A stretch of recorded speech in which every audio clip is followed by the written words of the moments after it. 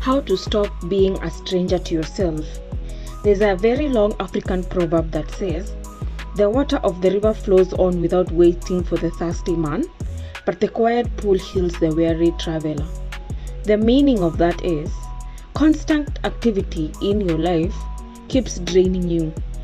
Taking time for quiet, stationary reflection helps restore your soul.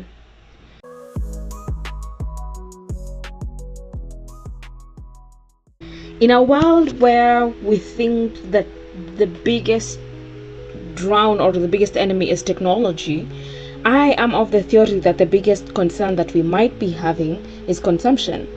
We are always consuming something.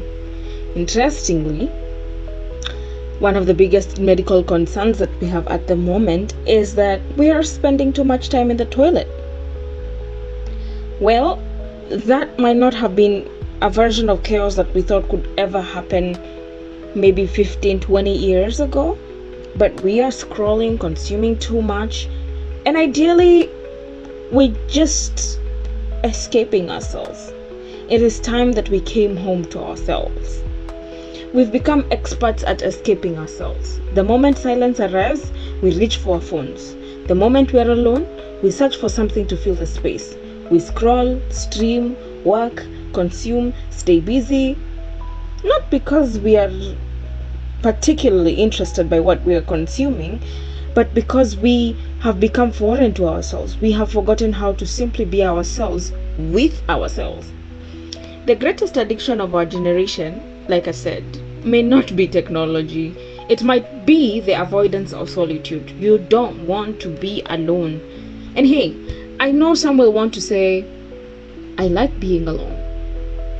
But the question becomes, how many times have you actually been alone and you're not actually consuming? You're sitting down, you're reflecting, you're evaluating. How did I spend my day? What did I do? How did I respond to something specific? And I'm not talking about over introspection. I'm just saying, what could I have done better? Which direction did I take through this? It's just, we're running from ourselves constantly. Somewhere along the way, being alone became something to fix instead of something to value. That loneliness is what we think this is, which we confuse solitude with. Like, you think that you're lonely because you're alone. Yet, they couldn't be more different. Those terms do not share the same platform. Loneliness is being disconnected. You can be lonely even in a multitude. But solitude is reconnecting, reconciling yourself to you. The tragedy is that every escape creates a little more distance between us and the person we were created to become. You run away from yourself, you run away from what you were designed to be or what really you are, and you are chasing the next label or the next tag or the next thought or the next experience. When we constantly avoid silence, we also avoid our thoughts, our emotions, our dreams, our healing, and even our deepest questions. We become strangers to ourselves. We know everyone else's opinions, but we lose touch with our own voice. And I'm not saying that going to multitudes and expressing your opinion would be the alternate version of this. I'm just saying that sometimes we are expressing opinion even without self-reflecting. We become informed about the world while remaining disconnected from our own inner world. This is a very dangerous trade. The person you spend every day with, every second of this life, is you. If you don't know yourself, and this is a question that we have been asked 1,000 times in our elementary schools, in our primary school education, do you know yourself? And the chorus comes, yes. But really, do you? There is no amount of external success, entertainment, or validation will make you whole. None.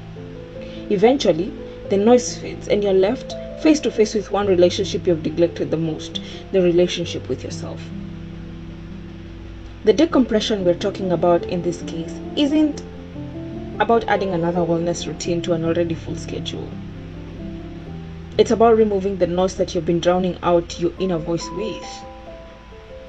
Real decompression looks like sitting in silence without feeling the need to fill every moment with something. taking a walk without headphones and allowing your thoughts to surface, journaling honestly, watching the sunrise instead of notifications, praying, meditating, reflecting, saying no to constant stimulation, even when you're the biggest version of an extrovert. I know, personalities have a lot to do with this. At first, solitude can be very, very uncomfortable. It exposes what you've been avoiding. But the discomfort really isn't the enemy. It is often a doorway to clarity, that you come face to face with that problem, face to face with that disconnect, face to face with that situation where you didn't do things right, face to face with memories that you wish to have buried, and slowly you learn how to reconcile yourself with them. The answers we keep searching for online,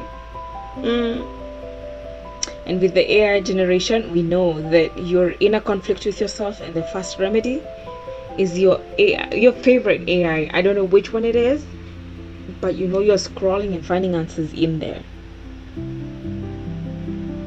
The answers are not online.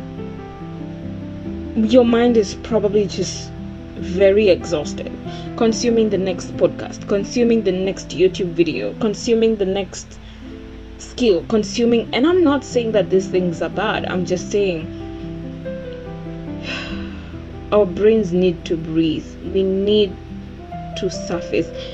We need to let ourselves breathe. We need to come to the surface. We need to let ourselves and our minds decompress from consumption and stimulation. We are carrying the weight of constant connection while starving for connection with ourselves. The next breakthrough is within you. That's why we have been given gifts, capabilities, talents, hobbies, and these things are within ourselves. And when we sit and reflect and observe ourselves, we are able to identify which are our strengths and our weaknesses and what we can do with ourselves better. On today's episode of Decompress, it's about time that we thought about ourselves and thought about the quiet, the sitting down on next to a window and just observing, the being somewhere in a park, no headphones, no music, no nothing you're listening to, just sitting. It's about having a problem and we do not rush to find help, well, unless it is a medical emergency, which of course you need to rush to a hospital. I'm just saying sometimes we're dealing with storms where the solution is fast. Sit, think through, what am I dealing with? What is this?